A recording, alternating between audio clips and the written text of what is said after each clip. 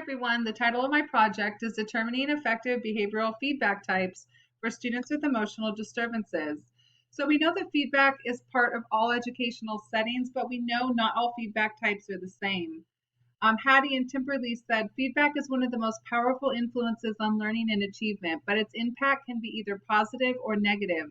So we need to know which feedback types are most effective so that we can positively influence behavior, academics, sports, workplace, relationships, family, teams, and even communities. So looking at this slide, just starting with the yellow, I wanted to pull out some of the feedback types that I learned about in my literature review. And so the first one, the 3 feedback questions, that is looking at where am I going? How am I going? Where am I going to next? The collaborative negotiated feedback, that's when they collaboratively contemplate and review each other's problematic areas. The corrective teaching, that's when the teacher is calm, pleasant, demonstrates a concern for the student, but also reinforces the classroom rules and expectations. The immediate feedback used an FM system with some students in class where the teacher was able to discreetly provide immediate feedback to the student and restate the rules through the use of that FM system. Videotaping and personal evaluation. They would videotape an activity and allow the participant to watch and evaluate themselves and their behaviors. Peer feedback, where 2 peers would help each other with the specific targeted behaviors by providing feedback to each other on their performance. Also, a few other themes emerged, which was looking at only positive feedback being provided and only corrective feedback. So if you then look at the classes down on the left-hand side, what I'm going to do first, kind of a preliminary study, is that each class will be able to test out one of these feedback types. And so the 2 that proved to be most effective after 2 weeks of testing them out using the pre and post data, we will then use for the study. And also something else that was noted in the literature review is that feedback is not reinforcement. Feedback can be positive or corrective, and reinforcement is something that you offer a student or an individual once they've given you the expected behavior.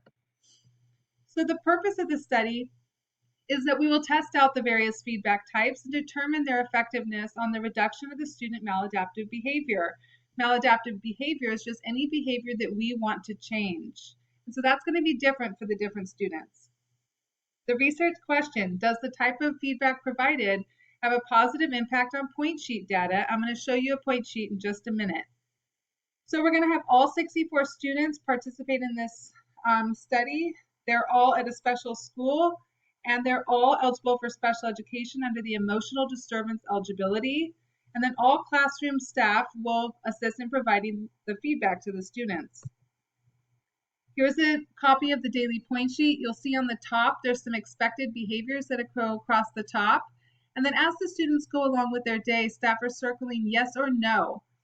And yes is a 1, no is a 0. So you're looking for a higher level of points.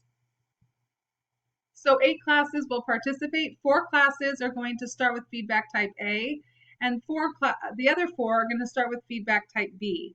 But both will be trying out feedback type A and B, which are the 2 that we determined to be most effective after letting all of those 8 classes test out one of the different feedback types.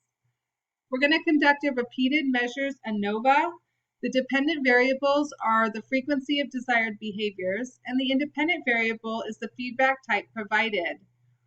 What we're looking for in the outcome is an increase in the daily points total, and that will provide an increase in that'll show us that there's an increase in positive behaviors, and it'll also show that there's a reduction in the maladaptive behaviors. Some of the delimitations are that this study is being conducted only at one school site, and it is a very special school site. Study only involves at-school behavior, so we do not know if there is any effect on home behavior at all.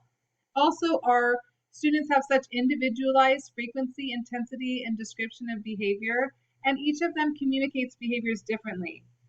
Some of the other limitations are staff's emotionality and the staff bias.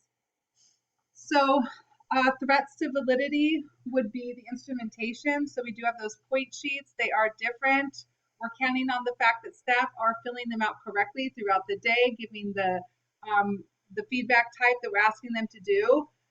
There's a maturation concern because time is passing and each of our students has a different emotional dysregulation, and so that could be internal, could be external dysregulation that they're facing. And so it could be that at the beginning of the study they were actually in a better emotional place than they were at the end, or vice versa. Then we have the history of the student, the individual triggers that they have, which could be a threat to validity. Some of the external threats are the staff's emotionality, and then again, the student's emotionality, their inconsistent behaviors, the mood changes, the crisis that they have on a regular basis. The dissemination of findings, I would want to share this with our school site staff, of course, my county office of education, and any other ED programs in the state. I would love to present at Randy Sprick's annual Safe and Civil Conference and publish in a couple of different journals. Thanks so much for listening. More to share in the coming years.